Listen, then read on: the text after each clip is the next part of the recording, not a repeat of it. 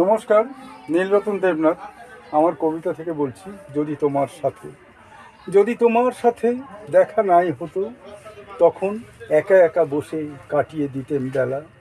তখন না হয় নিজে মাঠের প্রান্ত শেষে রাখাল ছেলের সাথে দোহে মিলে লুকোচুরি খেলা হতেম। যদি তখন বাড়ির বার ছোট্ট নদী হতেম ছুটে পার, স্রোতের ধারা হাঁটুটুকু জল, মনে তখন অনেকখানি বল।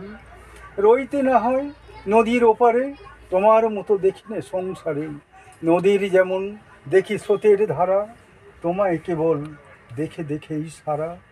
যদি তোমার সাথে আরো কিছুক্ষণ চেনা অচেনায় হয়েছে আপন, যদি যাই গো হারিয়ে, ভাবি যদি কখনো ছাড়াছাড়ি রব দূরে, অনেক দূরে দূরে, ফিরবো না সংসারে, সকল আলোক যাব ছাড়ি।